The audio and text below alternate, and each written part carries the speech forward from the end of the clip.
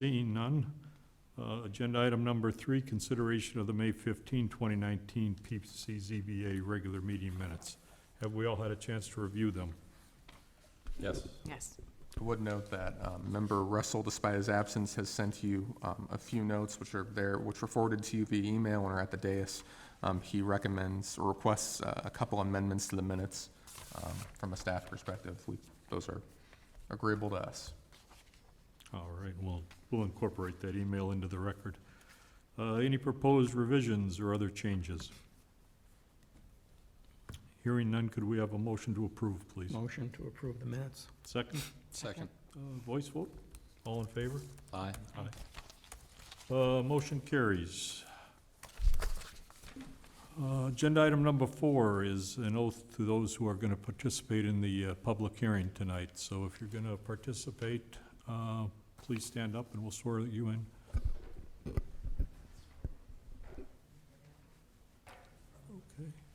You may want to stand up. You're good. Do you promise to tell the truth, the whole truth, and nothing but the truth? Thank you. Please be seated. Very formal. All right. Agenda item number 5, a public hearing for 101 Waukegan Road. Mr. Cole, if you want to provide us with an overview? Certainly, Mr. Chairman. So in this case, 101 Waukegan Road is the home. It's a multi-tenant space. The principal tenant is Fresenius, which is like a dialysis center. But they're one of the properties adjacent to Waukegan Road in the village's business park, the L1 Light Industry District. As you recall, an ordinance you recommended the village board passed, I believe early this year, end of last year, allowed the construction of new parking within the rear 50 feet of a 100-foot setback that originally existed from Waukegan Road. So this particular facility was looking for additional parking for some time. I think had approached us, if I'm right, about constructing parking in this area before the ordinance was passed, and so was happy to see it be realized. They've prepared some plans that bring parking into that 50 feet area, which again they can do according to that ordinance with no special review. They do have a couple variations they've requested incidental to that request. The first is they previously received, and you can see this on sheet X1, they previously received a variation at the north end of the property to construct some stalls closer than permitted. They'd like to continue that line where the new parking is. And then second, there's a smoking shelter at the south end of the property. They'd like to move that over a bit to accommodate their new parking, and that would put it, again, technically by a few feet into the yard provided along a public highway instead of 100 feet along Waukegan. It is far enough away from the building to comply with the Smoke-Free Illinois Act. There's no setback applicable to the lot to the south. It's just, for being a few feet into that Waukegan Road setback. So happy to answer any questions. We have the applicant here with us as well. Thank you. Yes, if the applicant would like to present, please.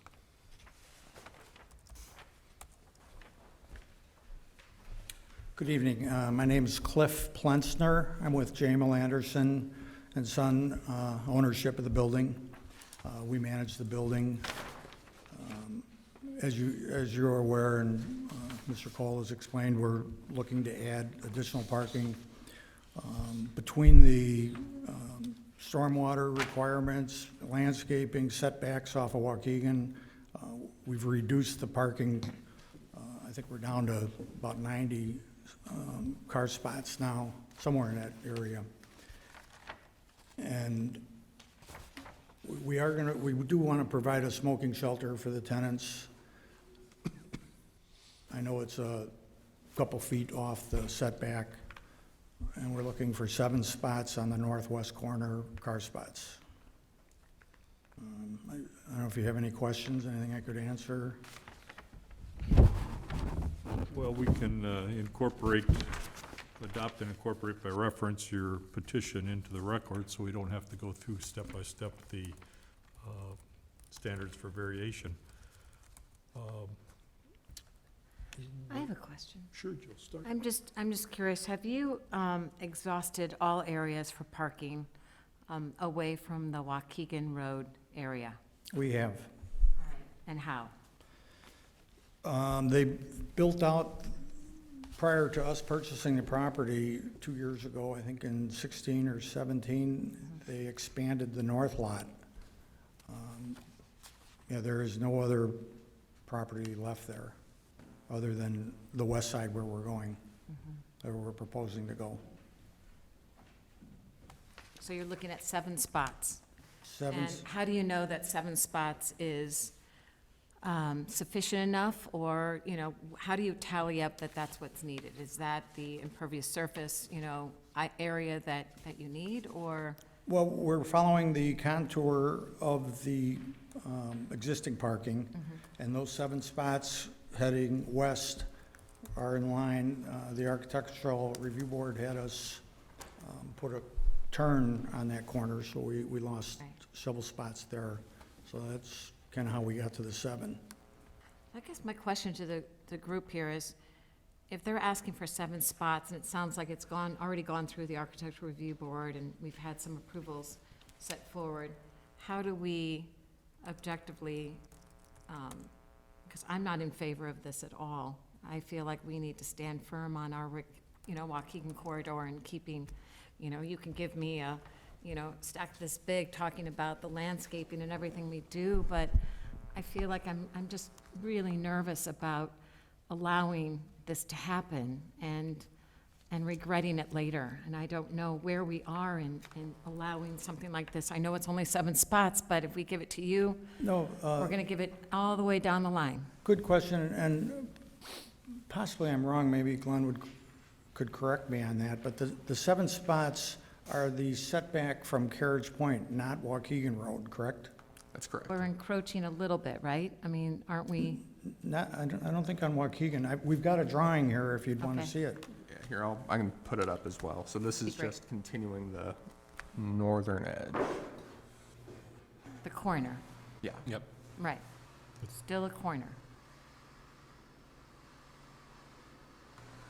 But then I think Ms. Danley, as a matter of right now, they can create parking along Waukegan Road in that Right. 50-foot space. How many spaces are going in that Waukegan Roads? We're looking somewhere around 90. 90 I think there is and where then we're at. 7 We more. were hoping for more, but between everything, we were reduced quite a bit. So a total of 97? Is that Waukegan? Foggy day. Lake Bluff 2050. Is it a total of 97 spaces? Is it, Steve, is that 90?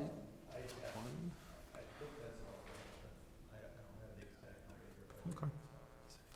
So a bit of context, this is the full lot. This parking to the south, along the eastern edge, to the north, that's all pre-existing.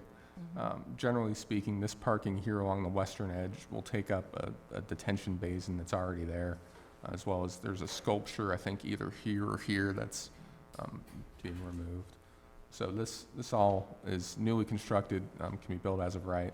It's this section of parking here. So all of these stalls continuing along this northern edge, this is the carriageway edge, were permitted by a variation by this board a few years back.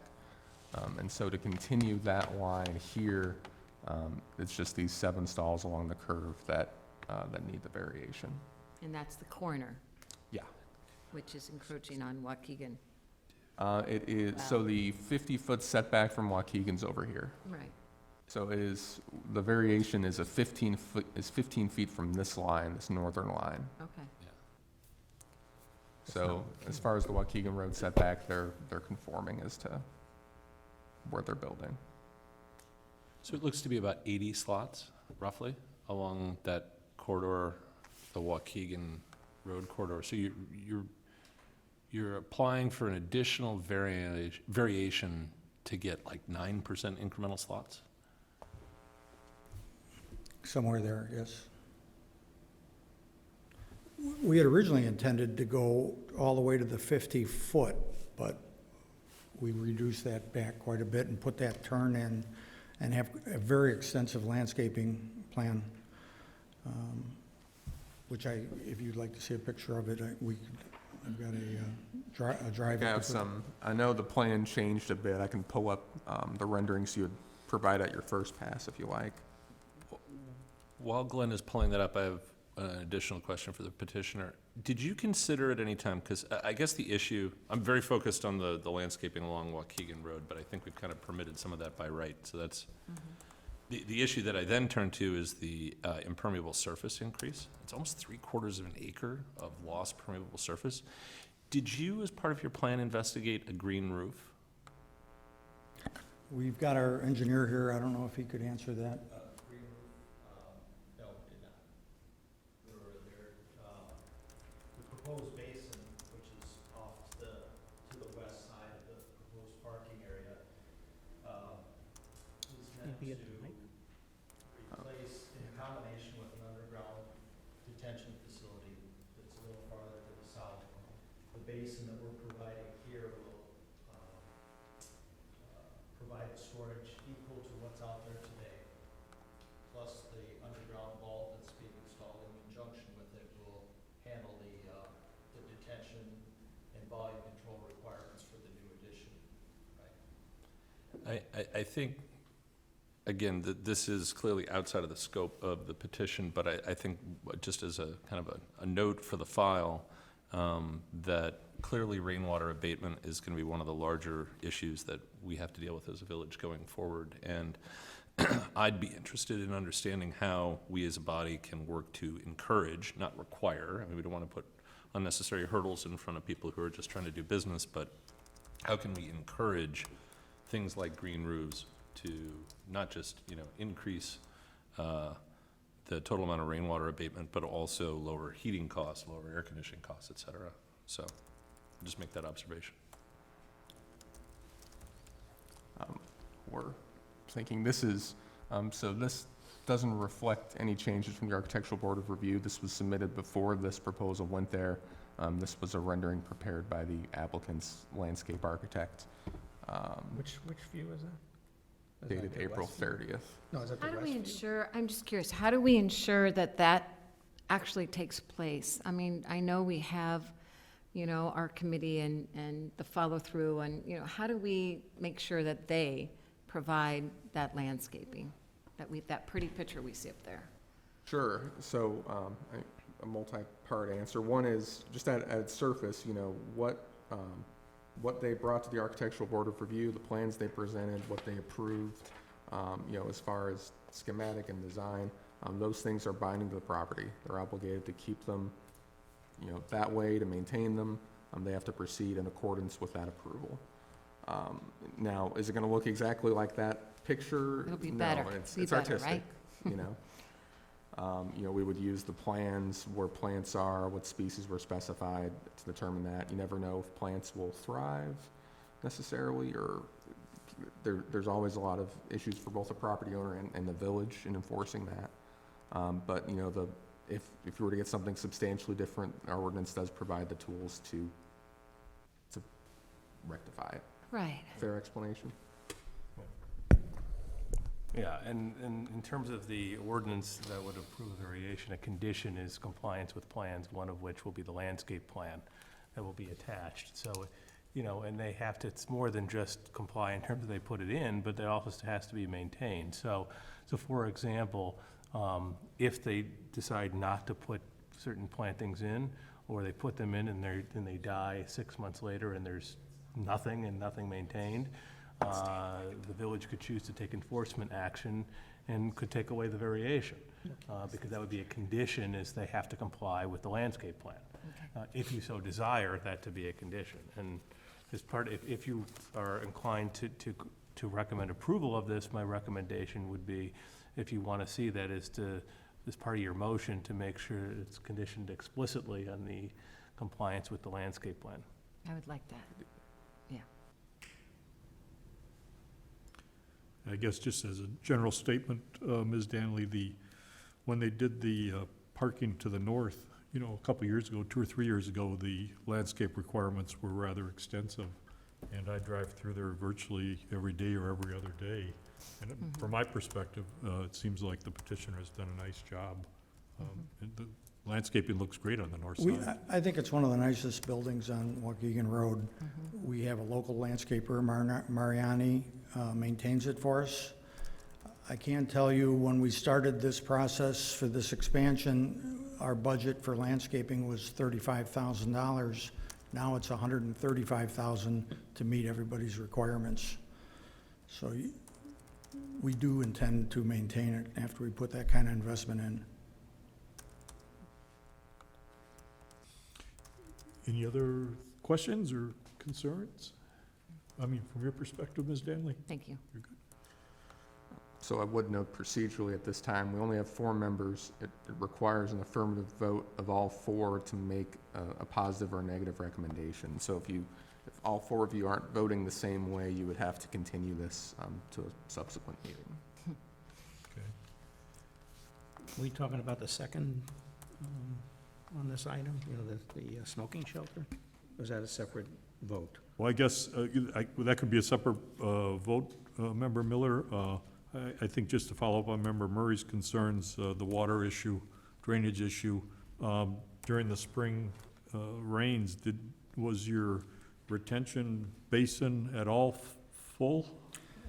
Yes, it does fill, but it does drain out quickly. When we get a real heavy rain, it will fill, but then it's gone quickly. I don't know what, we could bring our engineer, Steve, if you want to say anything regarding that. You're more, Yeah, under the new plans, or the way the drainage works today at the facility, is that there's drainage pipe, storm sewer, that runs along the western face of the building, and that primarily drains to a structure in the southwest corner of the property that acts as a restricting structure there. The water, as the heavier storms occur, the water will actually back up from the pipes that run along the side of the building and around the perimeter, basically. It'll actually back up into the basin. So smaller rainfalls, you don't see water in the basin all the time. So our new design will act in much the same way. There's a proposed underground detention facility that'll be under the new parking area along the southwest corner of the building. That will primarily take the initial rainfall from the new construction. All of the existing pavement and the roof drainage, everything that's out there today, the drainage will still act in the same way. We're not interconnecting the old system with the new system initially. But as the heavier storms occur, the water will back up through the detention basin and then back up into that surface storage that's shown in the model here on the right. So it'll back up into the surface storage at that time. So Where does the water drain once which sewer system does it go into? it drains out to a sewer system that runs south along the south property line. Okay, does that connect with the county, with North Shore Sanitary District? or- Honestly, it I'm come not to the sure village? who owns that. It doesn't come to the village through, Glenn? I can find out for you real quick. Yeah, I'm sorry. Already a I don't problem. have that This right creates a in front of problem me. for the village, that's a different story. But the release rates and so on are all, the water's still being detained by the same pipe. Same pipe that drains the site today will be used after the development, so there's no additional, the flow rates are still the same. I will say, just as a general information piece, so unlike a small residential project or even at times a new house, when we're talking about developments this size, there's kind of separate from this process, there's professional engineers on the applicant's side, there's professional engineers reviewing this on our side, a separate firm. There's standards as far as a 100-year storm that have to be met. So generally speaking, whether or not it came to this group, we wouldn't think that it would be very difficult to get a project through that would be plainly bad, I guess we could say. As far as the stormwater on the south side, that is a village stormwater pipe. I'm showing, Yeah, we don't believe have it's about a details on 2-foot it there, A but 24 inch, I believe it's like a 24-inch storm Okay, sewer, it goes but through, under the viaduct, that pipe. no. Everything out there will stay Scoping. west of Green Bay, yeah. Hmm. And if, we'll put this up here if anyone's interested. So this is the subject site.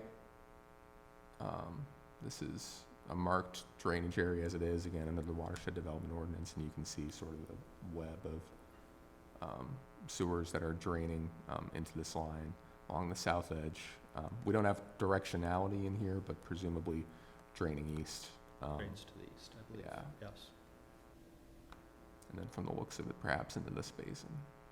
Hmm. I will say, as one last note, the village engineer is working with our consultants on this. No concerns from him. That analysis is still underway, of course, but, it appears that they have a design that, with modifications perhaps will satisfy the requirements of the ordinance. In the parking that you're contemplating, is that gonna be used for tenants primarily, or will that be used for clients, or what sort of a mix? Yes, it's strictly for tenants. We have Fresenius Dialysis and Pharmacy in the building. They're expanding into more space, and they require more parking. I guess maybe for more clarity, will it be patient or customer type parking for your tenants, or will it be employee-based? Mainly employee. Oh.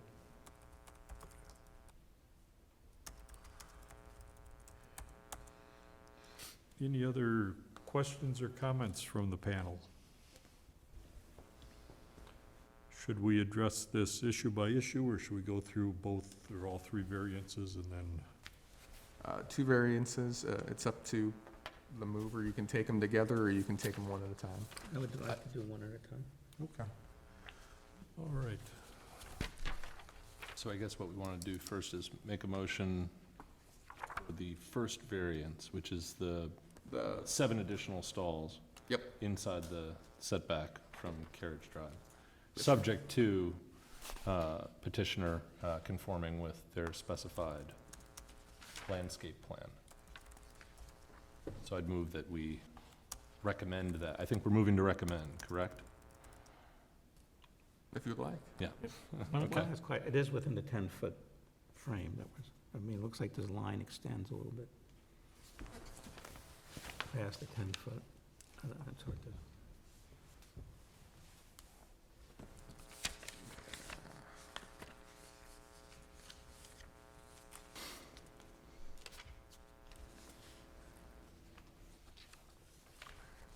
I think, It says here, I guess, yeah, I think it just follows the curve of the lot line there, more or less. So they've got a dimension 10 feet here and 10 feet here. I don't think it's. as long as it's within the 10-foot setback. Was what we approved previously, correct? Yep, Mhm. same line as what was Mhm. approved a few years back. Okay, do we have a second? I'll second that. Okay, any further discussion? Could I have a vote, please? Certainly. As always, the order is random. Member Danley?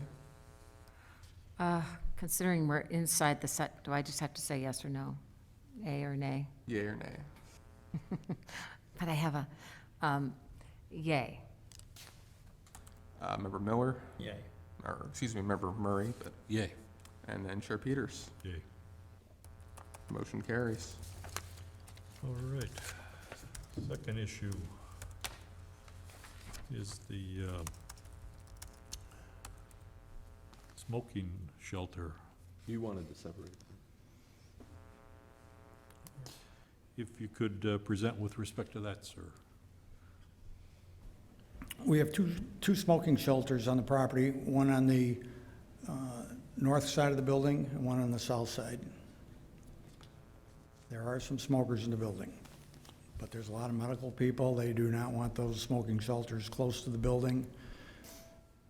If we put it on the west side, it blocks the view out of the building from the office. And we felt that was the best location for it. Our other option is just to have one smoking shelter or try to find some other location on the property for it. but we thought it felt, you know, it would work well there. So when we look at the rendering, now you're on the southwest corner? Yes. Yes, sir. Where is it now? There's two of them. Yeah, I know, where's that one now? That one is right off the corner of the building, similar, close to the handicap on the top.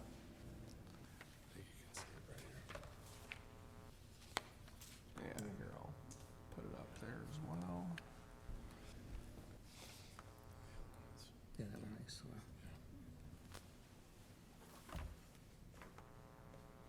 Technology, man. I think you're, Right there. You probably have someone smoking. Well, you have it right in front of the window now, why would you want to move it? it blocks the view and the parking. Oh. Is that the right, are we looking at it? I think so, yeah. Is it, okay, So this is. yeah, yeah. So you can't hardly visualize it from Waukegan Road. I guess if you were stopped right at your lot line, you might be able to, but if you're driving by, you don't notice it. Correct. And then where's the other one? The other one is on the north side, and I don't believe we're required a variance for that one. I think this one here. That one's there, and it's moving a little bit more north. bit more off the north face. Yeah.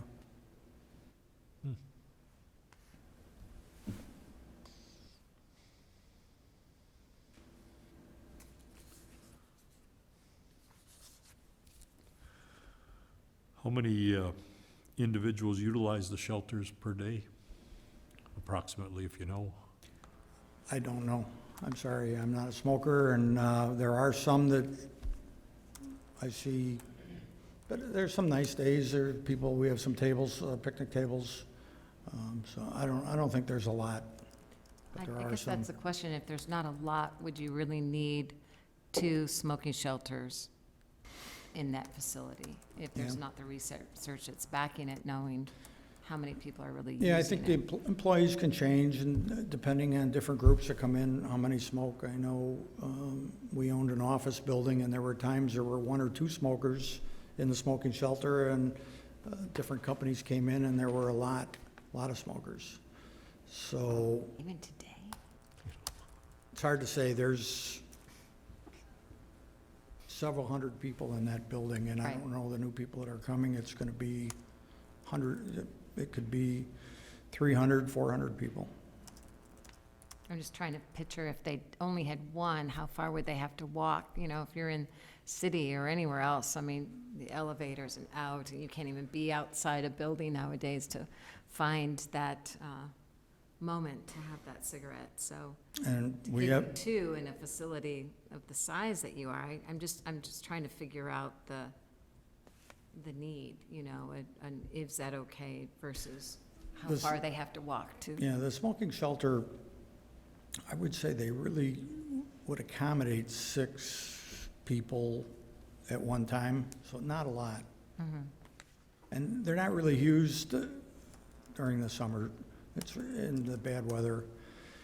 And a lot of the smokers want to go we have a loading dock, they want to go smoke over there, and the nurses that work there, they don't tolerate that. They're on the phone right away, they don't want that. And I think, I just feel like our committee needs to hold strong to a visual beautification of our town. And, you know, what we see in every angle, I think, is really important. And if we could, and we're trying to make this, you know, a district, you know, thinking out of the box and being more unique.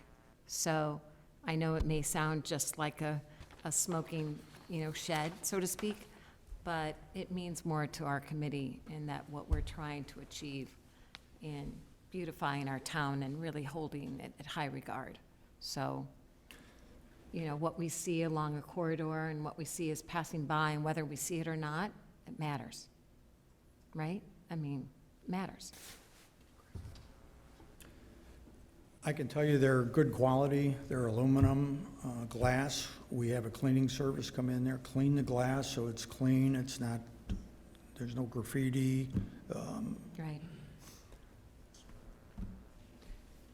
Yeah, it's your decision. I don't think we have a requirement that we need to have 2 smoking shelters. It's a amenity for the building.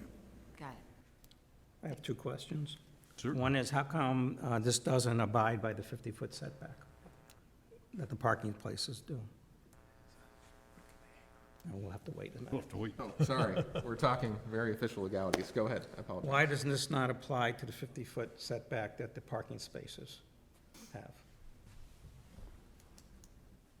I'm not quite following your question, I Well, apologize. the parking places, it's a 100-foot setback, that's why we're doing a variation, because it's not 100 feet from, Yeah, so the parking spaces have a 50 feet setback, the buildings have a 100-foot setback. oh, so this is considered a building, that's, Yeah. okay, Yeah, so principal, accessory structures, sheds, gotcha, okay. anything like that. Understand. All right, my next is a statement, and I really feel very strongly about this. This is a medical building. Why do they allow smoking at all? I mean, all your offices are related to medicine one way or another, or dentistry. Yes. And I'm appalled that smoking is allowed anywhere near this building. If you go to any medical-type campus in this area, smoking is prohibited. Yeah, And I'll tell you right now, I'm voting against this. Hopefully we can get rid of it. But I feel there's no need that you have to have a smoking site in any public building in this day and age. I'm not a smoker. It's an amenity for the building. I don't know legally if there's a certain distance off the doors, you're allowed to smoke. Hollister Corporation in Libertyville, they manufacture medical supply. Their campus is smoke-free. Right. So I don't think there's a legal issue that you have to provide a place for people to smoke on campus. You may be correct. I'm not sure that as a building owner, we could say no smoking on the property. We do have the right to put rules and regulations. You can tell people. On the they property. can't- You can't smoke on my property. Yeah. I'm sure isn't that legal, Mr. Lawyer? I don't know what is in their leases and what they're, from a contractual But standpoint. as a building owner, you But should. but typically speaking, a property owner can prohibit certain activities on their property. So, but I understand your point, and I would just want to make sure that as you consider this, the standards for variation is really what we need to focus on. So, is there a practical difficulty or hardship? Is there a unique physical condition of the property that would require, that warrants this? Would this be just simply a special privilege? Does this fulfill the code purposes, and is it in keeping with the public health and safety? Well, you're Health and talking- Right. So I guess, I think you can probably sense where this is headed. But for the record, what I'd state is that if as a matter of right, you could have this structure, then I don't think we have anything to say about it. It's not the role of the committee to say one thing or another. On the other hand, you're asking us for a variation which has the effect of promoting, or at least allowing the kind of, guilt-free or out of the eyes of your colleagues kind of smoking activity, which feels like it flies in the face of the, 10.2.4B4, wherein a variation shouldn't compromise public safety and health. And that leaves aside the fact that it's visible from Waukegan, and who knows who sees it, and if our kids see it. And so, for that basis, I'm opposed. Understood. So, again, go ahead, I apologize. No, go ahead. I was just going to say, again, if you were to recommend denial to the village board, you can do that. Again, all 4 need to be voting the same way. Otherwise, we'll have to talk about what that looks like. Yeah, for both of these, for the initial petition and now this corollary petition, we're a recommending body. So, Well, I'd move we recommend against this portion of the variation request. is there a second? Second. Any further discussion? Could we have a vote, please? Certainly, once again, the order is random. Member Miller, Nay. or, aye. Aye. All right, aye. Aye. Member Danley? Aye. Member Murray? Aye. Chair Peters? Aye. Motion carries to recommend denial.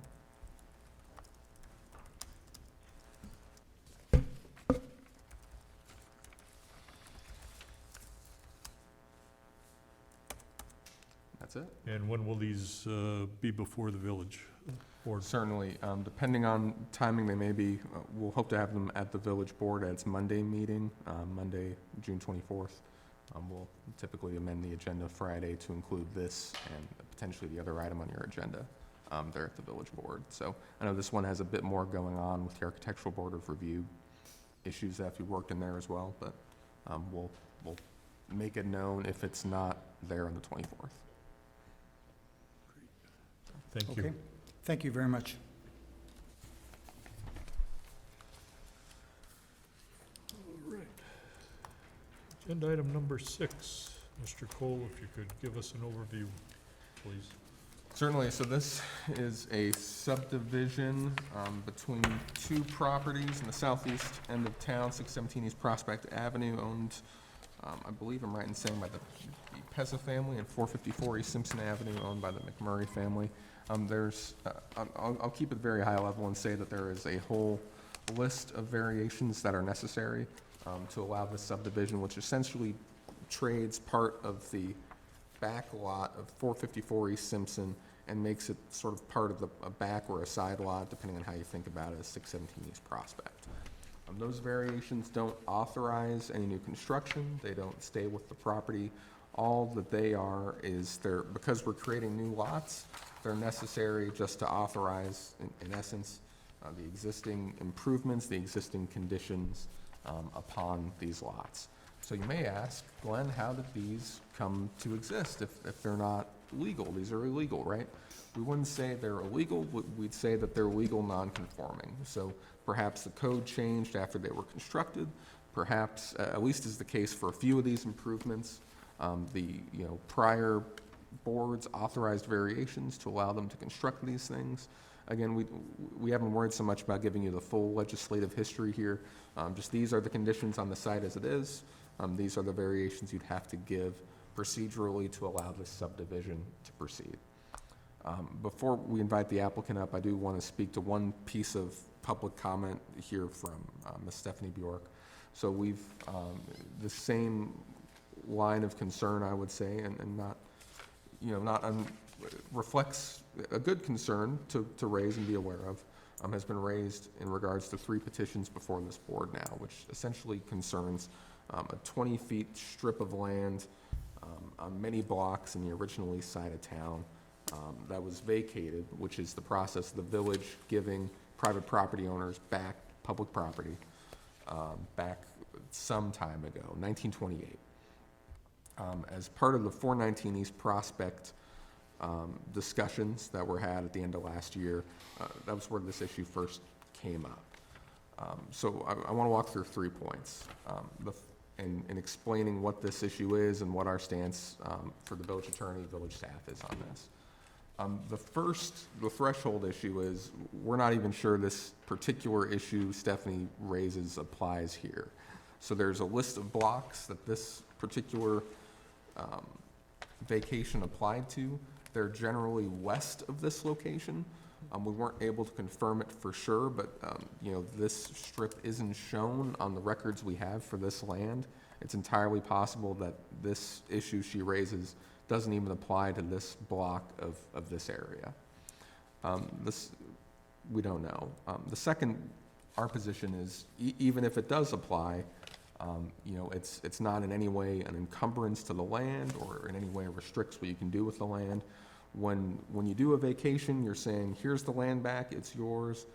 It's, at least in this case, everything we see, again, the documents here at the dais, says this land is yours, free and clear. It becomes part of the lots it's adjacent to. It's part of your lot now. Enjoy it, have fun with it. I think where this originally came into issue was due to a typographical error with 419 East Prospect. Again, not unfair to question, but we think the answer is that it doesn't matter. It's free, clear land. And the last thing I do want to note is, let's say that, you know, the village attorney, village staff, maybe for some reason is wrong in how we're interpreting this. Let's say that there is a valid issue here. You know, that, any restriction that's there, that still applies. Even if you subdivide it, it doesn't go away. It would still be binding and enforceable against the owner. But again, I would emphasize, we think there is no restriction here. So I know that's very technical. This is, even though on its face simple, a very technical request. I'm happy to answer any questions before the applicant comes up. Okay? That's not, what we're doing now is not this. Not that. That's the other one. Yeah, there should be, I should say, there should be a plat. There is a sketch plat included in the packet, which has some annotations on the variations. There should also be a full-size plat here at the dais for you. And if it's not here, I'm sure John Scopoletti, our lovely intern, can go grab that for us. This one? Yeah.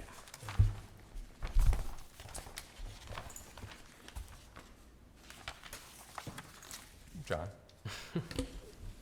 Should be on Carol's desk. There should be some plats on Carol's desk. Thank you.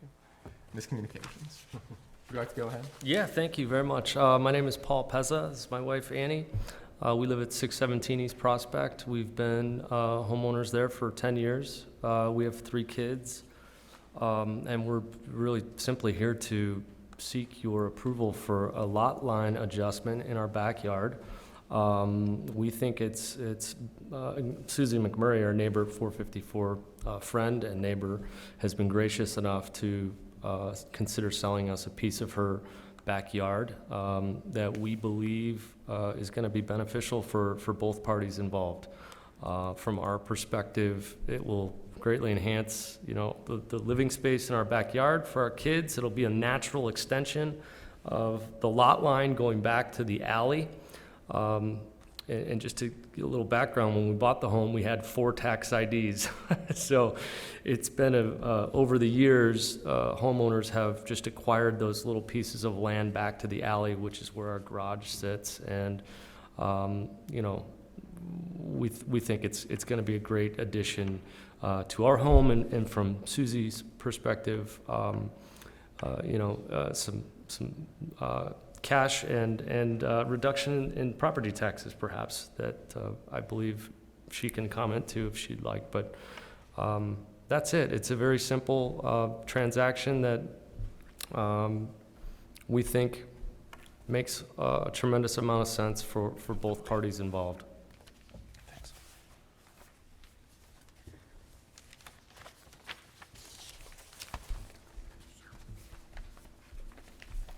And Glenn, I believe Evo presented the subdivision plat.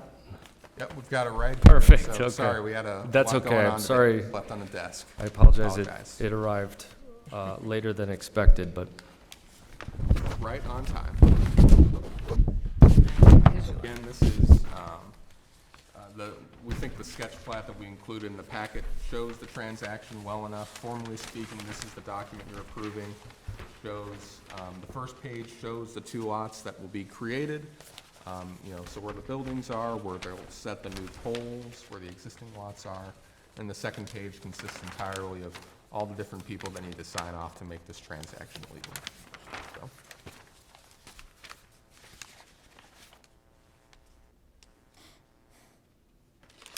Is your garage already on her property? our garage is not. No, that's on our property. Oh, you're adding this piece. Yeah. It's really chopped up.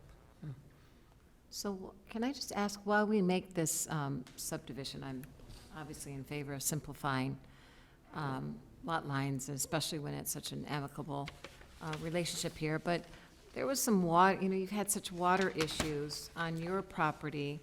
Is there an opportunity here when we make that exchange that will make sure that things happen in regards to drainage? That's already taken place. Has it? Yeah, Susie invested in a drain, Ah, which is great. greatly, it's made matters much better for all of us that have gotten water in the basement as a result of the stream of water coming down from the Union Church property. So Right. that's helped a lot. So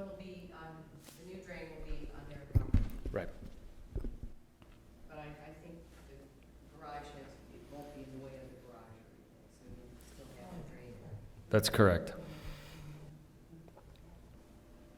But we did, yeah, Susie addressed that issue, and we were able to, the village was kind enough to repave that alley for us and put additional, they put an additional drain in and some curbs so that the water was flowing more consistently down to the drainage at the end of the alley. Great. I mean, that area is such a quirky neighborhood, right, with the Tabernacle, and we have all these little flag lots that our property is surrounded by, and you know, how it was cut up in order to embrace the Tabernacle that was in the back of our house, which was actually the front. So, you know, how we live now is quite different than where we were back then, and also to have the lifestyle of adding, if we can, and having a neighbor that's allowing that is just lovely. To think that you had, what did you say, 4 tax IDs when you Yeah. bought the property? Mm-hmm. Right, so, No, 5. Now I'll have potentially 5, but I'm hoping to consolidate all of that into Right. one. simplify. So I appreciate your consideration. Just one quick question, and then I'll pass it along to the other commissioners.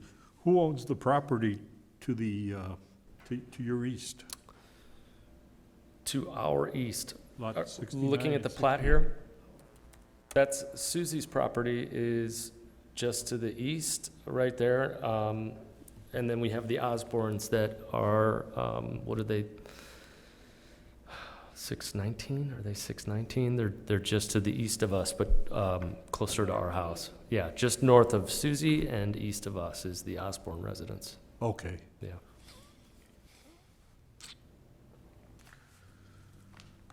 Mr. Murray or Mr. Miller? I have no objections or further comments.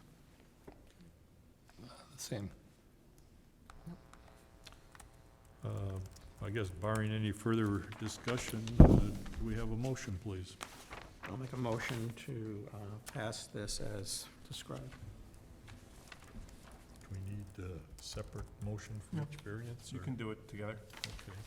Okay. Is there a second? Second. Any further discussion? We could have a vote, please. Certainly, once again, the order is random. Member Murray, Aye. Member Danley, Aye. Member Miller, Aye. Chair Peters. Aye.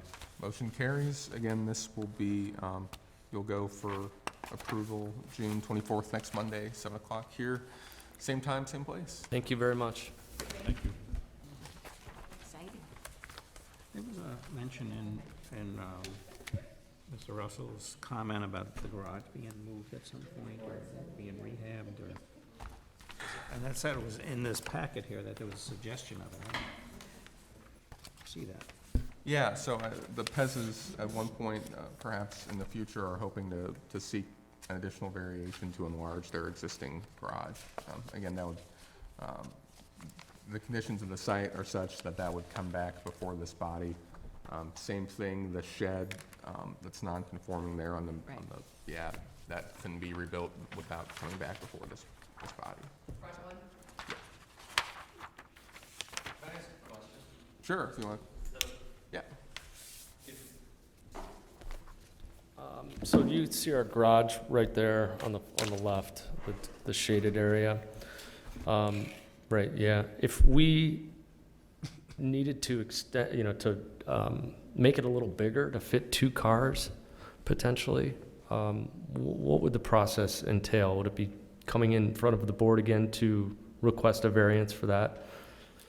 Same process Same we're in right process. now. Depending on the dimensions, it may just be here, it may be here and then to the village board. Okay, So, it's down the road, but I just wanted to understand that. Thank you.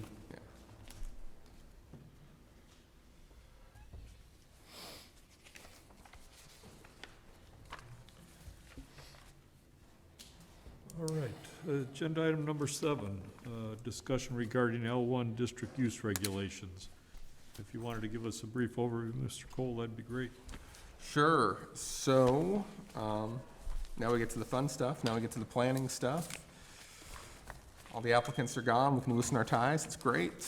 I will keep my tie properly in position. Fear We not. did 3 things within 50, an hour, less than an hour. That's not bad. Good. Would've double that time of the old board. There were a lot of talkers. So we'll keep this brief, high level, despite what it says about a presentation. I don't have a slide deck or anything for you. But you'll remember that after our florist discussion recently, there was some talk about, even though we have there are other things to do, we wanted to really try to fix some of these use issues that are perceived in L1. I can tell you President O'Hara at the village board meeting expressed her support for doing that. She was very pleased with that. I report that for your interest. But what we've tried to do is just take a real high-level look at, one, what are the conditions we're working with today, where perhaps are the problems, and then two, what are some of the solutions. So first, what are the problems? Certainly, we have a tendency, and it's not unusual, it's unusual in where I've worked, but not unusual in Chicagoland, to need to do a lot of little teeny amendments to the code to add this use or that use. On page 4, there's a list of all these that we've done since 2011. And what I want to draw your attention to is most of these were prohibited in all districts before this body and the village board authorized them. Really, florists is the only special exception where something was permitted in downtown here in the central business district, but it was not permitted in the L1 district, as far as the legislative history goes. Now, with that being said, many small retail users, I'm sure, would be intimidated by coming before this body, allowing some of these uses in L1. I think certainly, especially in these multi-tenant buildings, certainly you could see more of those if you were to take some action there. I wanted to establish, at least based on what we've seen in the past, just the act only of extending those uses out wouldn't have changed a lot of what's happened so far. Next page, page 5. This is a lot of the special use permits we've issued since 2011. Again, almost all of them are in the L1 district. There's not really a rhyme or reason except 2 observations.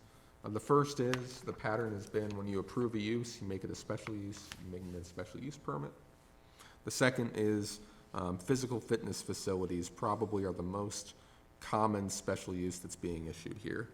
We would also say, if you look at multi-tenant spaces, those represent a good number of the special use permits you're issuing.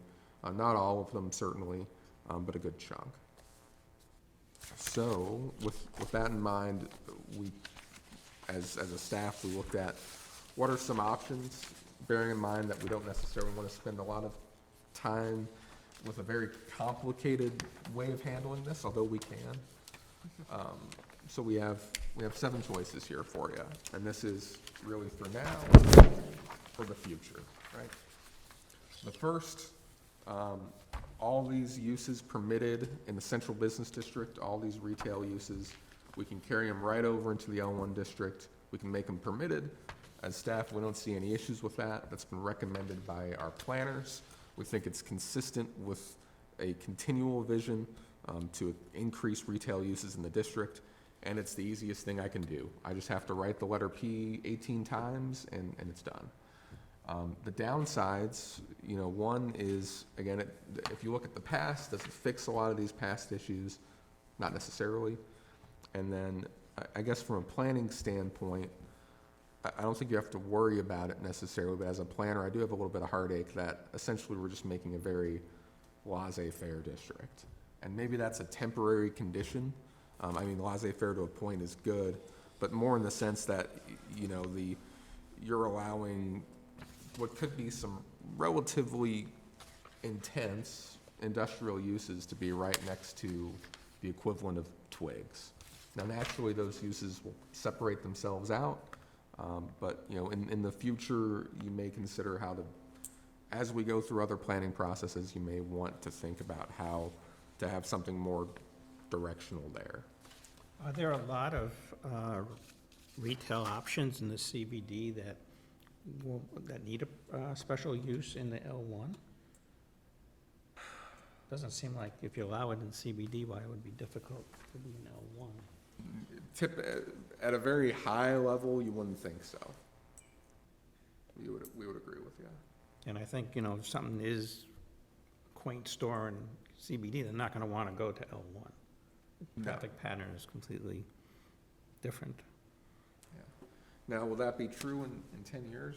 Who knows, right? I think you've seen some of these transitional uses like this florist, where you're not quite a retail face, you don't rely on foot traffic or passersby, but you may still have customers, you might be a boutique or a specialty place that people are willing to drive to. Those are the kind of people you would probably see locate there, right? And in my mind, that's, so what? I mean, that's okay. You're utilizing space that, retail, office space. I don't see a downside for allowing that to happen, but there may be something that I'm not seeing. And, from a personal, professional opinion, I wouldn't say I have a whole lot of hesitation. I put this out there in part to try and be balanced and give you a full analysis. So a few other options. One, you can make some uses, instead of being a special use, make them a permitted use, maybe at a certain break point. So physical fitness facilities, most common special use in L1, that up to a relatively large size you can probably justify permitting that. You wouldn't want like a full building, like the racket club maybe, to be only a permitted use, perhaps. Certainly anything bigger than that. But a lot of the smaller facilities that are there, do they need an abundance of oversight? You could talk about that. Depending on how deep you go, the one downside is, depending on how deep you go, it may take time for us to work through as a body and grapple with what specifically you're looking at and where to set the lines. The third one, these are getting a little more technical now. In our use table, part of why we've had to make these extra little uses is because it keeps the village having a lot of control, a lot of precision in what uses locate in the district. We have very, very precise definitions. Part of what makes them so precise is the inclusion of what are known as SIC codes. So SIC codes, it's an industrial system, it's a classification system.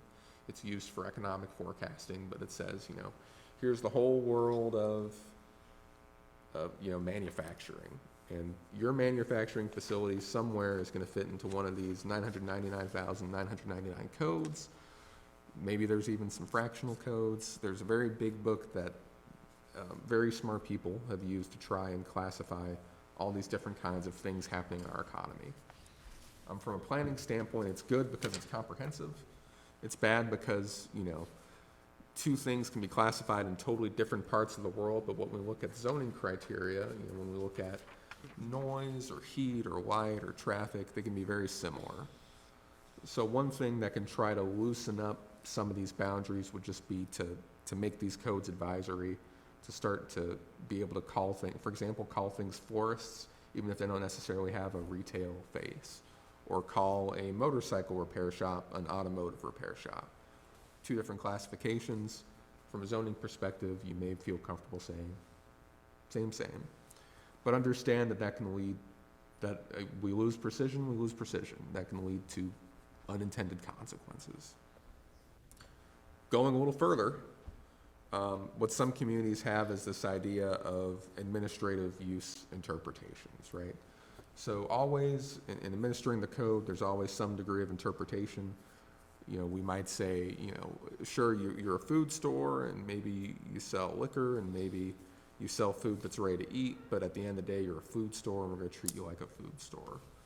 What's here is a little bit different. We're saying, okay, you're not a listed use. We're looking at the listed uses. In terms of these criteria, you're substantially like one of these uses. You have the same traffic demands, you're open at the same hours, you sell a similar type of product to a similar type of customer.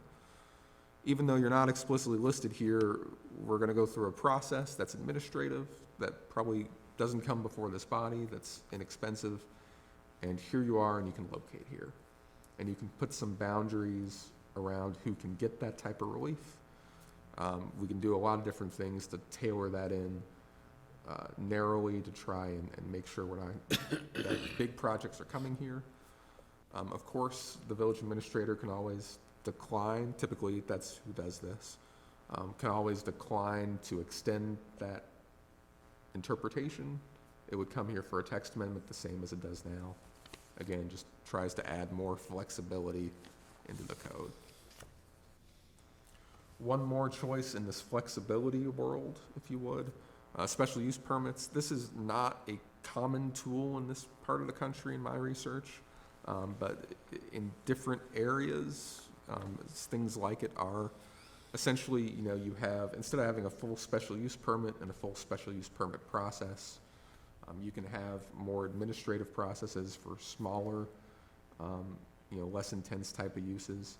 Here, we're specifically thinking, if you're a multi-tenant building and you're replacing one tenant with the next, maybe it's something that is a special use, but it's, just by virtue of the site, it's a tenant space, you're not building anything new, you're not taking up anything that wouldn't be used by a permitted tenant. So even if you fall in a different classification, maybe we can issue you an administrative special use permit, allow this, again, in a very narrow scope, but in looking at the legislative history of this, especially fitness facilities, that would move some of those along quickly, we think in a balanced way. The last two probably more for the future. The first is you can do a whole new use table, and you can make it thoughtful but broad categories that try to capture some of that precision while still not requiring, 999,999 different classifications. Or, if we look at our friends in Northbrook, if you want, you can establish 999,999 classifications. These are both very big lifts. They're very abstract. They take a lot of work to do. We would suggest that it's probably a project down the road. But these are strategies here, and you can get a hybrid. Or you can start to look at, what you want the code to look like in the future, and how can you start to make changes in line with that as we go. So 7 strategies, hopefully not too many, hopefully not too few. Tried to give you a balance to look at some of our ideas and how we can take a crack at this. Is this something we're deciding today? No. No, it's no final action today. If you want to give us some direction, we can prepare, the nuts and bolts of what one or more of these approaches would look like, and we can bring it back to you to see, here's how it works. So I guess I'd say on L1, guiding principle that I like about L1 is there's a very high bar to put restrictions in place that don't exist elsewhere in town. Right? So if we kind of tick through your 7 points, I probably have 3 comments in total. 1, if it's permitted in CBD, I don't know why the heck it wouldn't be permitted in L1, like just across the board. It does. CBD feels like the most restrictive place where we regulate business activity. It would strike me, we want L1 to be, laissez-faire, to call it exactly what it is. So for me, the first one makes a whole heck of a lot of sense. I should apologize for my French pronunciation. No, actually, I think laissez is correct. I just said laissez. Wow. Parlez-vous français? If I look at, I'd want to think a little bit more about converting certain C1 or certain L1 uses from special to permitted. The SIC codes, that's crazy. We're still using SIC codes. They're like way out of date. And again, They're not published anymore. In L1, it strikes me that we don't need more restrictions. We need fewer if we really want to promote more kind of business activity. I like the idea for administrative grants in L1, maybe with very narrow type things. I mean, if somebody wants to open another fitness center, do we really have to have as this body a review of every fitness center that wants to open if they don't need any other variations other than just what they're doing, because it's not on the use table? So I just ask that as a kind of a question. I certainly am inclined to say that there ought to be a much simpler, more quick, more transparent, less costly way for someone who wants to open a business that we've already permitted in L1, sometimes on the same block in L1. I don't, you know, all the other reasons you would have to come before this body should continue to exist, like variations on parking and, you know, you want to put up half a dozen smoker stalls. But I do have a question about whether just the use table is enough reason to kind of come in. And then I'd just withhold on the last two, which strike me as part of a broader conversation around, are we revisiting the entire plan for L1? But those are kind of my comments. I would agree. We also used the, coming before us for certain preliminary thoughts when somebody wants to do a project that may require a variance of some sort. And that could be part of this process. They can come to us before they make the applications and so forth and say, is this something that would be appropriate to go forward with it? And we can essentially say yes, and maybe circumvent some of the processes that they would have to go through if there's any questions. That can be part of that administrative process.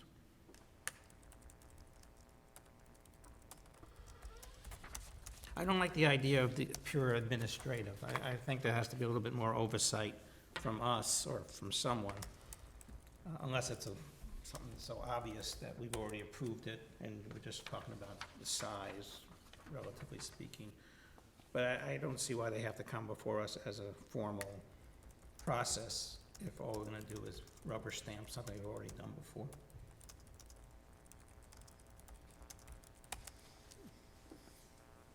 Ms. Danley?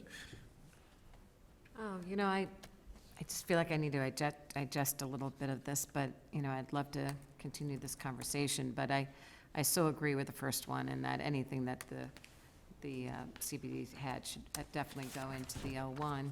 I'm intrigued with the fourth one down, in that we can, you know, go through an inexpensive process and tailor this in a way that I think could be very beneficial for all.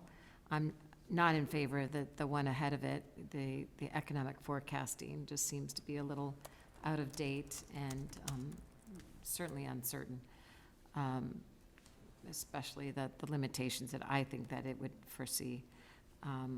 So those are sort of the high points on when I look at all of this. I think the lack of review in the last three is something maybe I need to look a little bit farther, but choices, I think we have a few on the first page, so to speak. And I'd like to continue talking with the rest of the group that's not here. Just 1 second. I would definitely not approve number 4. Would not feel that would be appropriate, allowing administrative authority for a special use permit. I think that would be really taking over a lot of our authority.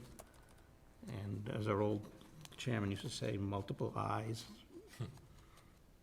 is important when we're approving things.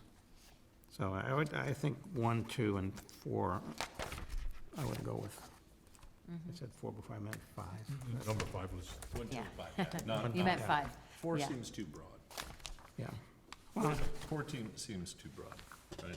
but the special use permits, they'd have to, I'd still want another set of eyes Okay. to be looking at special use permits and not just purely administrative. Now, and remember, Murray, to your point about number 4 being a bit too broad, I mean, there are ways, it can certainly be broad, there are ways, legislatively, you can set, firmer standards or make restrictions on things you simply can't do. There are ways we could look at playing with the concept if you could see some of this working. Conceptually, this is what I'd say in terms of administrative.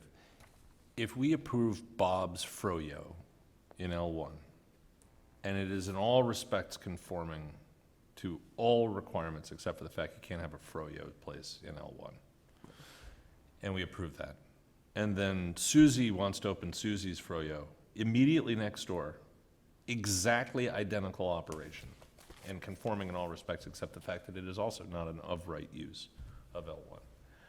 I don't think that that should have to come before the board. That's my general kind of principle. Now, do we get tripped up on the way there? Maybe, but there has to be a way where we can say we don't have to approve the third, identical facility if the only reason they're here is because of the use table. There's got to be a tipping point. Is it we've approved 2 of them? Is it we've approved 5? But go back one step, I would suggest, which is, so the general rule under our code, if the use is not in the zoning table, you need a text amendment, right? So, we don't have stadium in our use table. If somebody wants it, the first step is a text amendment. Right. Then you decide whether it's a special use or permitted use. And the idea with the special use is you say, generally, we're okay with these uses, but there may be extenuating circumstances that do require our review. So if your issue is that I'm fine with Froyo, somebody's come forward with it, my assumption is if it's not a text amendment, they're here because it is a special use. Yep. And then, but if you're fine with Froyo and say, look, there's really no extenuating circumstance I'm concerned about, or not enough to keep bringing it back, my recommendation would be then what you really want to do is take that Froyo and say, oh, it's not a special, just make it permitted. So that's. We had this conversation, the last time we talked about L1 was making a lot more things Right. permitted, and I think. But I think that addresses, I think, your concern. Now, what it That doesn't. would address it, but I don't think the body's ready to go that far. The question is there an intermediate step? Is the intermediate step, if we grant a special use permit, and the new applicant, in all respects, is conforming, the only reason they come here is because they need the SUP because it's not permitted in the use table. Could you delegate that responsibility after you already give one special use permit in the same district? That's a question that I'd love to see discussed. We're not going to solve it tonight, but the question is one of threshold. Well, doesn't the establish authoritative authority for That would do administrator? that. Right, Yes. so that's what's. The narrow one, whereas the broad one, to me, feels like this is a much bigger can of worms. Like a single unit, single business put that in there or SUP, you should be able to figure out some way that, we had this conversation about fitness centers. If it's conforming in all respects, the only reason they're here is because it's a fitness center, No, because it's over 500 square feet now. in that respect, yeah. Anyhow, Has to be changed. those are just food for thought. I have just a hypothetical. What happens, I know there's the medical marijuana stuff, but now it's going to be totally legal. Do we have to change our whole, that came before this board at one time? For the medical, do we have to change that if it becomes legal, when it becomes legal? It's not in the use table, so it would require a text amendment, right? Well, Matt, You guys So- are all It says not seeing into the avail- not, future right applicable. now. It's very impressive. You're ruining Oh, the medical surprise. can, No. but it won't be medical. no, that's what I'm saying. So we'll It'll have to just be address that as well. recreational. So, do you want to talk about Yes, long story short, the village board will consider a resolution on Monday night that does some procedural things to ensure that people don't gain a vested right, which is fancy for saying a right to sue to be able to establish, recreational cannabis businesses. Part of that resolution, most likely, we expect will be to refer that subject to this board.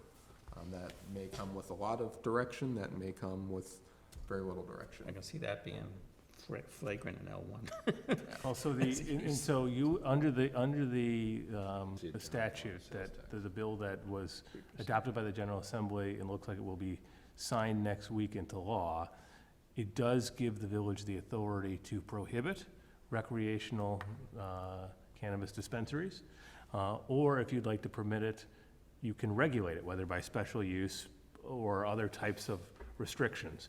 So the village board will be considering a red flag resolution, which basically says we don't consider this a permitted use now, but we are then sending it to to this body to make recommendations. And then it'll go back to the village board with those recommendations, and in which point they can consider how the village should be treating them from a use perspective. So that will be coming. That's going to require a text amendment. Mhm. Great. Yeah. Yep. What about sports gambling?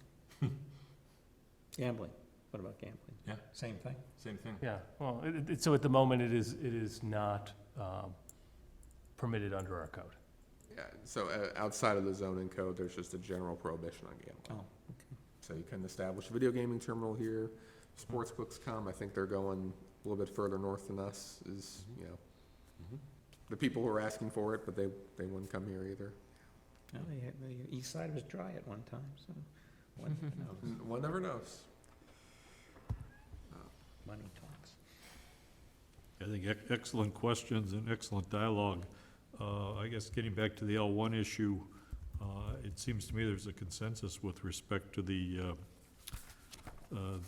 permitted uses in CBD being adopted as permitted in L1. I don't know what we do procedurally to go down that path.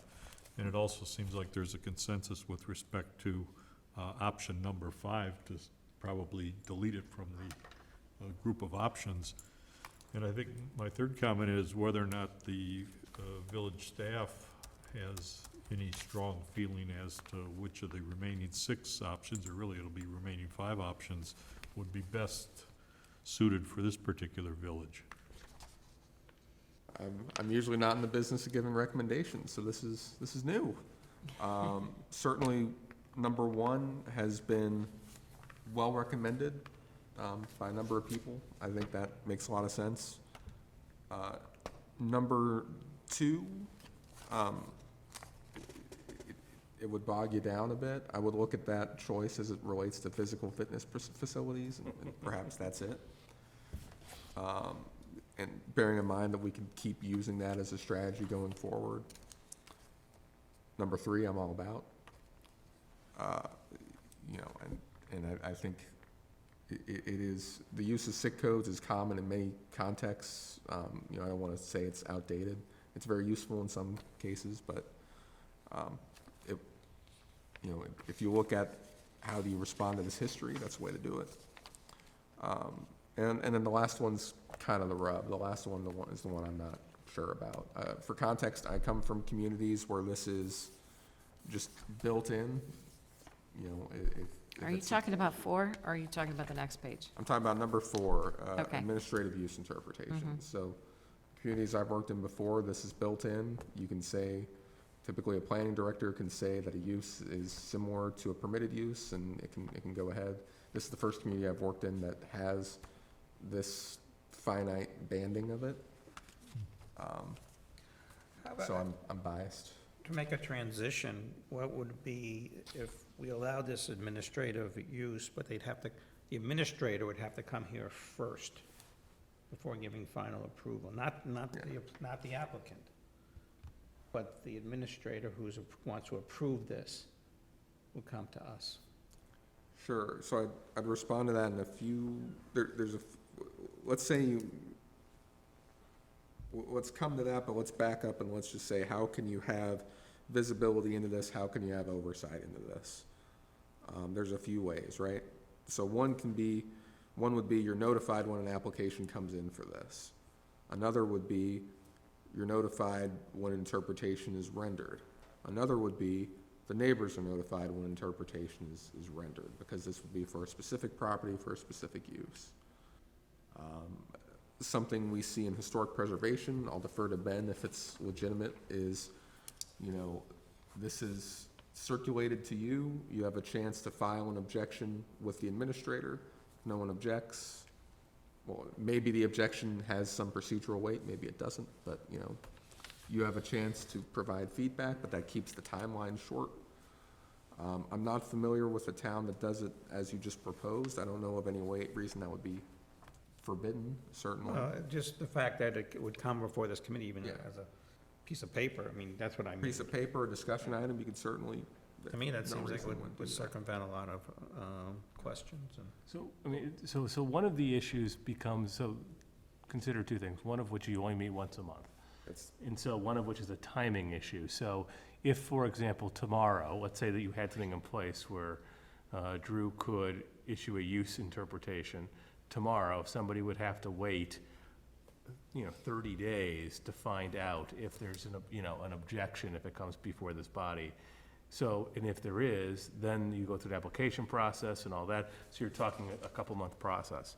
The other way you could do it, and there's nothing to prohibit it, is you put in your code that within, that, that the village administrator would make a use interpretation, notify the members of this body, and and that will stand unless one or two, or whatever number you'd want, members of this body object. If, let's say, you had 2 people object, you could then, that would trigger that his use determination would not go hard, and it would have to come before this body. So that's one way you could do it, and that you have a certain period to object, and if you don't, you don't, but then at least, within 7 days, or within 5 days, or whatever you would decide is the best policy, and that'd be a way to cut down that period so somebody, an applicant, could find out sooner. So, that said, you may find that that's insufficient because you want a presentation, and you want to understand the facts, and you want a full report. And so maybe, so those are all the things you're balancing, but that would be within your prerogative. Now, the one thing I would not recommend is, it's one thing that's absolutely fine to provide notice to the neighbors. That's appropriate. That's a policy decision. There's nothing legally problematic with that. However, I do think that there is some legal risk if you were to say, for example, that a use determination would be made by the village administrator, notice sent to neighbors, and upon protest by neighbors, you don't want to say delegate that authority to somebody who's not a public body. You could get into some legal issues there. So, and with that said, without a delegation, certainly, someone could appeal it, and there's due process around that. right, which is a different issue. Right. We can always use, you can send these things through email. Is that legal? Yeah, it As long doesn't as have you're to not be. communicating with each other. No, You're that's always- what I'm saying, if a Right, minister, but if, in terms of Drew's notice, he could, no, it comes out to the members, and if nobody objects, and you have a he shall week to- provide notice, and, that notice could be by email, it could be, right, you have so many then days, That's a good idea. whatever you think is appropriate, and then you can determine, and this would all be within the code, it would be a code amendment, and then you would determine, how many objections would trigger review by this body, and so forth. That could be done if you think it's desirable.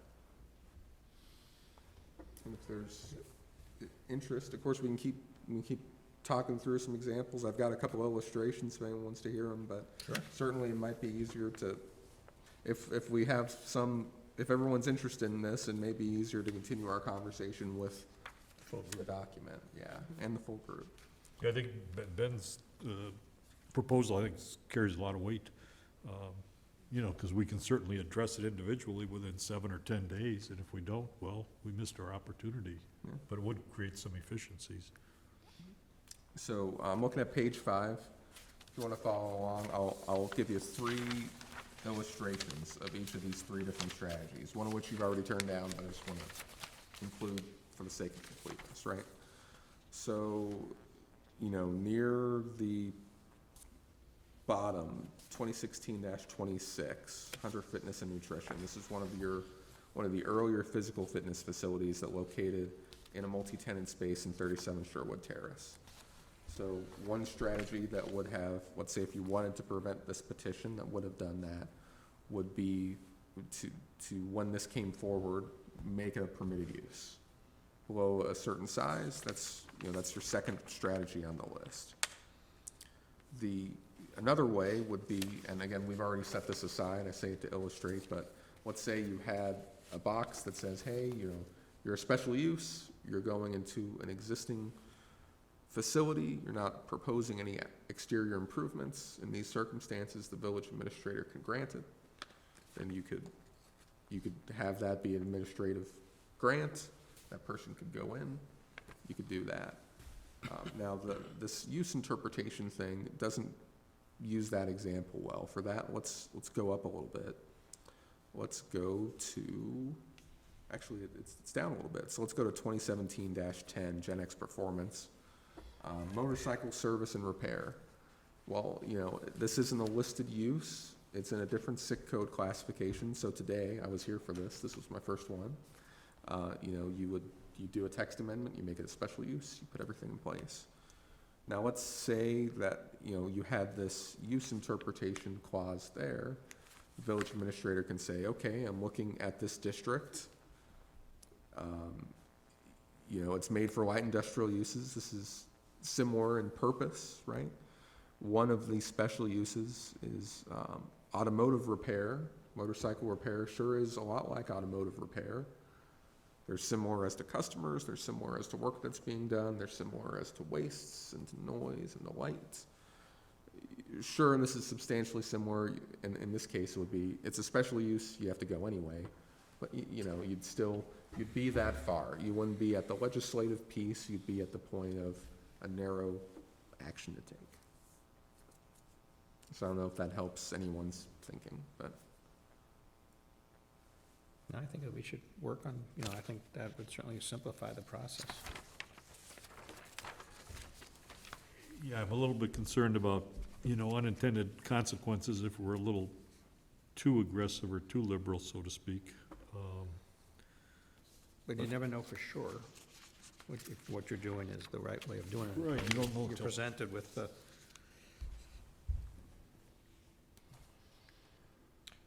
Well, any further discussion on this particular topic? I think we made some solid progress.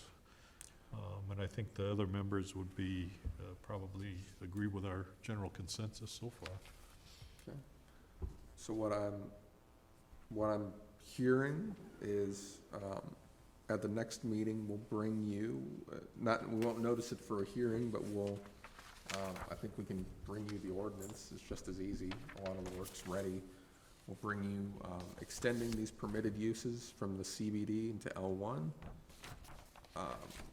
We'll bring you some language maybe around this SIC code stuff. We'll bring you an example of what, you know, administrative use interpretations, what that process could look like with a notice provision to this body. And then, I don't know what quite we'll bring you, but we'll do some research on maybe just physical fitness facilities, if you like, maybe looking at maybe what's a better break point between when it's a permitted use and when it's a special use, and kind of start there. Does that sound like a good course of action? Mm-hmm. Okay. Great, thank you. Staff report, agenda item number 8.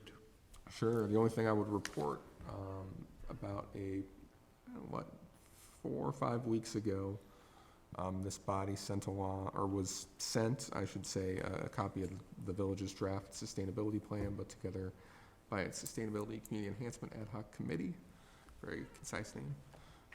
But that is going to the village board for approval this Monday. It's up to 45 actions, 7 goal areas. If you didn't have a chance to take a look before, might be good to sit down and skim through it. Again, we've really, in addition to having a plan that we think is really advances a lot of this work, we've also kind of leaned out, I would say, in terms of some graphic design, some new ways of communicating, some new ways of structuring these things. I'm proud of the work personally, of course, but hopefully we hope it's good for the village, and we hope it can probably inform your work as the PCZBA too. Thank you. Agenda item number 9, Commissioners' Report. I guess just during the discussions this evening, a couple thoughts came to mind. I think number 1, with respect to smoking and ancillary facilities and things like that, what is our village's position on smoking in public areas? We don't have a prohibition. So, and I'm not well versed on the history, but my understanding is even before there were, let's back up. So my understanding, not as an Illinois resident at the time, was Illinois was relatively late to the statewide smoking ban business. I know, I'm almost certain that the village enacted regulations on that before the state did. And I believe those provisions are a bit stricter than the state's as far as feet of separation. Now, I can't tell you that anything's really been done about it lately, except I think we've expanded it to e-cigarettes, vaping products, things of that nature, last year, Ben? Or that might have been by carrying over a state adoption, I'm not sure, but that was a recent change in one way or another. I don't think it's been a hot topic as of late. Okay. Parenthetically, state legislation earlier this year has raised the smoking age to 21. That's been signed. I'm not sure if it's effective yet, but that's, certainly a big change for the state of Illinois. Isn't there like a setback for smoking, like 15 feet from an entranceway? Just as a ballpark range? Yeah, I think state is 15 or 20, and ours is 25. So I wonder how they got those smoking dens approved to begin with. They're right against the building. So you take the radius from the entry, It's not the from entrance, whole it's not the building building. itself. I see. Yeah, so it'd be from the entry or from, I think, air intakes, right? Yeah, I think it's air intakes, and I think it's also like the idea is that when you come and go, you're not you're being forced to walk through that cloud. But it could be up against the building so long as it's not near an entranceway. I apologize for my outburst, but I was really Yeah. upset with this. Kind of got carried away with that.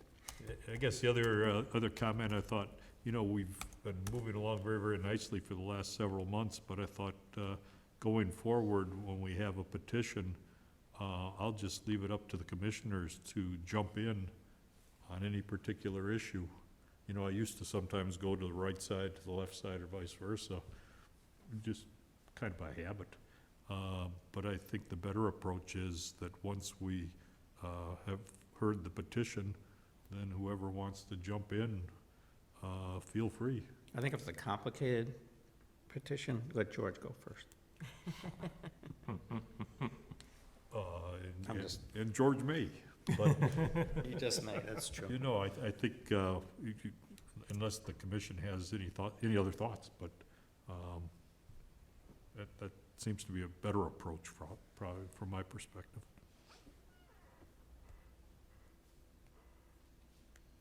All right, agenda item number 10, adjournment. Do we have a motion? Motion. Second? Second. Voice vote? Aye. Aye.